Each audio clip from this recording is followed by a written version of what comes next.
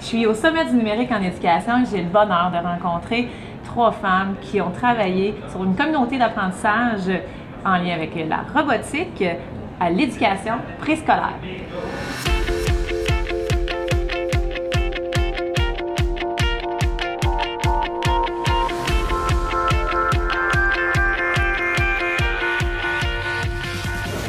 Bonjour, mesdames! Bonjour! Bonjour!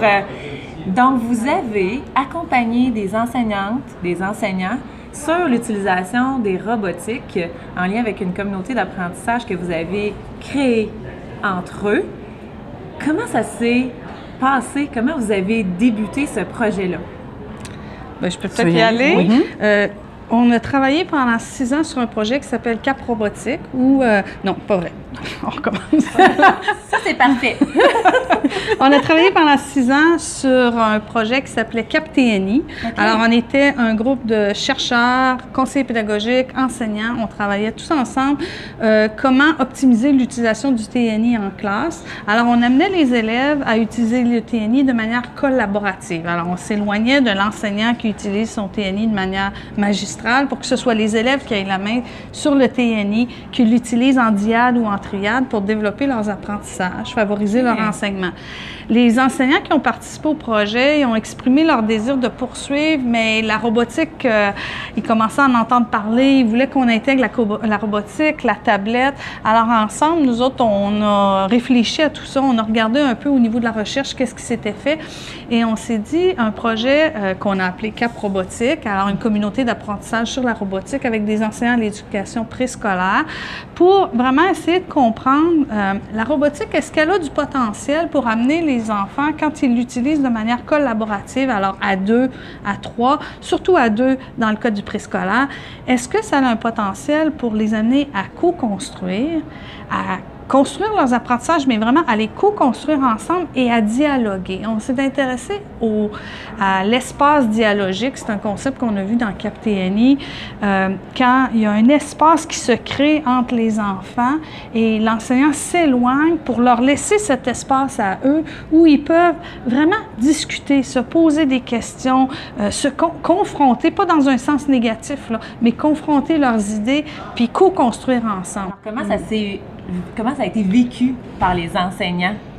Bien, les enseignants étaient déjà, je dirais, vendus au projet d'une communauté d'apprentissage comme ils l'avaient vécu avec le Cap TNI. Ils se disaient, on connaît le processus, on sait comment ça fonctionne, on sait ce que ça prend pour faire partie d'une CAP, on sait ce que ça implique aussi parce qu'il y a quand même du travail à faire du côté des enseignants pour aller chercher ces données-là, pour aller expérimenter en classe. Ensuite, on fait des retours. Donc, l'implication des enseignants était importante, mais ils savaient et ça les intéressait encore. Ils sont venus de façon très volontaire et très participative. Là. Fait qu'on est très contents. Tu as parlé du processus CAP. Pour ceux qui n'ont pas vécu ça, comment tu décrirais assez simplement ce que c'est un processus de communauté d'apprentissage? Bien, pour moi, ce que ça veut dire, c'est une CAP, c'est une famille. On est capable de se dire tout, on est capable de confronter, comme les enfants, on va confronter nos idées, on va partager, on va construire ensemble. Donc, c'est pas une CAP, c'est pas une formation. Donc, ils viennent pas s'asseoir puis on leur parle pendant 5 heures. C'est qu'on fait des activités où on apprend ensemble. Donc, autant pour les animateurs, pour les chercheurs que pour les enseignants, tout le monde apprend quelque chose. On se voit plusieurs fois. Mais veut pas, la relation se crée. Et puis, il y a un temps fort dans nos journées où on se rencontre, où c'est le bilan de pratique des enseignantes, où elles vont témoigner de ce qu'elles ont expérimenté. Puis, entre les fois où on se voit, donc, elles se parlent, elles se disent, bien, qu'est-ce que j'ai essayé, qu'est-ce qui a fonctionné, qu'est-ce qui n'a pas fonctionné, et ça, c'est très riche. Elles se donnent des idées entre elles. Et dans cette CAP-là aussi, ce qui est particulier, c'est qu'on va filmer 3 fois durant l'année. Donc, on va en classe, on va voir des diades d'enfants, comment ça se passe, et après ça, bien, on peut revenir, regarder les vidéos, les analyser, se poser des questions. Donc, on a du matériel aussi concret sur lequel on s'appuie. Et qu'est-ce qui compose en ce moment le bilan de ces observations-là, de ces expérimentations? Peut-être dans un premier temps, dans une perspective d'enseignant, puis après des retombées sur les élèves? Je dirais que une chose qu'il faut comprendre avant de répondre directement à la question, c'est qu'on n'a pas, quand on embarque dans une CAP comme ça, on n'a pas les réponses. Ni le chercheur, ni les conseillers pédagogiques, ni les enseignants ont ces réponses-là. Ce qu'on voit, c'est que les enseignants, ils se rendent compte à quel point il faut que la tâche soit je vais dire un grand mot, mais dans la zone proximale des enfants. Il faut que la tâche soit ni trop difficile, ni trop facile, mais qu'elle soit à un niveau où les enfants ont réellement besoin de se parler et de collaborer. Parce que si la tâche est trop facile, bien, ils la font à tour de rôle, puis ils n'ont pas besoin l'un de l'autre. Alors, on ne crée pas la collaboration, on ne crée pas le dialogue entre eux. Si elle est trop difficile, les enfants, à un moment donné, c'est drôle, on voyait des petits enfants sur des... on avait filmé dans les classes, puis elle disait « Oh, ben là, je pense que ça va être assez. » Tu sais, c'est comme... Ça fait là, un bout de temps que je travaille, puis là, j'y arrive pas. Alors, l'enseignante reste à jouer un rôle important pour aller soutenir l'apprentissage. Ça, c'est une des choses, en tout cas, qui m'apparaît. Je ne sais pas si vous voulez ajouter d'autres choses. Évidente comme observation au travers de ce qui a été vécu.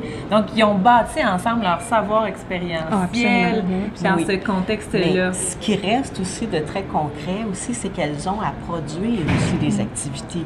Parce que dans une CAP aussi, je m'engage aussi à vivre toute l'expérimentation, mais aussi à produire du matériel. Alors, au bout de l'année, il va y avoir quand même 10 activités. Chaque enseignante va avoir quand même produit, expérimenter, donc produire un canevas d'activité. Il va avoir des traces, des photos, peut-être des bouts de séquences vidéo. Alors ça aussi, ça va être très riche aussi pour quelqu'un d'autre qui n'a pas vécu la CAP, mais qui va pouvoir s'inspirer de tout le matériel qu'on a créé aussi. Si on a précisé les retombées ou les observations des bénéfices d'utilisation de la robotique chez les élèves au préscolaire? Bien, les élèves, au départ, c'est sûr que quand on arrive avec des robots en classe, la joie et le goût de l'apprendre, le goût de le toucher, de le tester, de l'essayer. Donc, la motivation prend un grand essor. Tout à coup, ils sont contents, ils sont heureux d'avoir ce nouvel objet dans leur classe. Mais une fois ça passé, ils réalisent qu'on a des choses à faire, on a des tâches à faire avec ces robots-là, mais c'est fait tellement de façon plus ludique que crayon papier, que les élèves, ils embarquent. Ils essaient, ils se parlent. Et ce que moi, j'apprécie là-dedans, c'est le rapport à l'erreur. L'enfant essaie une fois, ça ne fonctionne pas, c'est pas grave. On recommence. Et ils ne calculent pas. Ça fait 6 fois que je l'essaie, je ne l'ai pas réussi, j'arrête. Non, ils peuvent essayer, persévérer, ils sont tenaces. Ils veulent que leur robot réussisse à faire la tâche demandée. Donc, cette espèce de persévérance qu'on voit chez les enfants, pour moi, c'est un plus. Est-ce que ça va diminuer avec le temps parce que là, ils vont avoir eu des robots tout leur primaire? Peut-être qu'en 6e année, la motivation elle va peut-être descendre, mais au préscolaire, c'est comme leur premier contact avec la robotique. C'est comme le meilleur moment pour l'instaurer dans une classe. Leur en faire vivre déjà. Oui. Puis si on se base sur l'observation que Carole nous a partagée, si en 6e année, ça reste dans des tâches dans la, comment on appelle ça? La zone proximale d'apprentissage, le développement, mais ça devrait rester quelque chose d'intéressant et de pertinent dans le parcours scolaire des jeunes. Pour terminer, j'ai ma question de rockstar Edu à vous poser. Quelle est votre source d'inspiration? Bien, moi, c'est clairement les enfants. C'est ça qui m'inspire. On est là pour eux. On est là pour les faire cheminer. On est là pour leur faire découvrir des nouvelles choses, des nouvelles façons de faire. Découvrir leurs partenaires aussi. Quand ils travaillent en équipe, ils découvrent des côtés peut-être que dans d'autres endroits, ils ne les voyaient pas comme ça, mais en collaboration, en robotique, ils sont capables de faire sortir un aspect d'eux qu'on n'aurait peut-être pas vu autrement. Fait que moi, c'est vraiment pour les enfants qu'on est là. En tout cas, pour moi, personnellement, c'est pour eux. Pour vous? Moi, je renchéris sur ce que vient de dire Geneviève, parce que moi aussi, c'est vraiment les enfants. Moi, je vais souvent filmer en classe, je vais souvent les voir, et puis les enfants m'impressionnent. Puis je suis toujours aussi impressionnée de voir que quand ils programment leur robot, puis qu'ils sont toujours là de voir est-ce que ça va vraiment fonctionner, ce que j'ai programmé. Et puis des fois, quand je parle aux enfants aussi qui me disent « Hey, moi, je suis capable de contrôler un robot, je suis capable de programmer un robot », la fierté dans leurs yeux, le sentiment de compétence, puis même des parents me disaient « Hey, mon enfant de 5 ans qui est capable de programmer un robot parce qu'ils ont une tablette à la maison, un cellulaire qu'ils peuvent manipuler. » Mais le parent, bien souvent, souvent, il n'y a pas de robot à la maison. Et là, à l'école, il est capable de faire ça. C'est vraiment impressionnant. Et quand je vois leur petite lumière dans les yeux, là, puis je leur dis « Oh, j'aime ça voir vos petits yeux qui brillent. » Ben, c'est vraiment fantastique. C'est vraiment magique. Carole? Mais moi, je dirais les enfants, oui, parce qu'à chaque fois que je vais filmer, là, pour moi, j'ai enseigné pendant de nombreuses années, même à l'éducation préscolaire, puis c'est toujours un plaisir, puis je prends un plaisir fou à entendre les enfants parler ensemble. Au-delà de ça, je dirais que pour moi, ma grande source d'inspiration, c'est le travail de collaboration qu'on fait avec les chercheurs, avec les enseignants, avec les conseillers pédagogiques. Je trouve que cette possibilité-là que la communauté d'apprentissage puis la recherche-action nous donne, d'être ensemble puis de co-construire, vraiment qu'il n'y ait pas ni un ni l'autre, on a le savoir, c'est ensemble qu'on le découvre puis qu'on arrive à formaliser des savoirs. Je trouve ça vraiment, pour moi, ça m'inspire beaucoup puis je pense que dans mon travail de prof, c'est vraiment une partie du travail que j'adore et que j'aime beaucoup, en tout cas, faire de la recherche avec le milieu et avec mes super partenaires. Il faut dire aussi qu'on l'aime, notre Carole, professeure chercheuse. Ça fait longtemps, là. Oui, ça fait longtemps qu'on travaille ensemble. On a une belle complicité. On aime travailler ensemble. Puis aussi, c'est qu'on n'est pas une sur un piédestal plus que l'autre. On a un beau rapport entre nous et c'est ça aussi qui fait la force de notre CAP aussi. Mais on aime beaucoup notre professeur chercheur.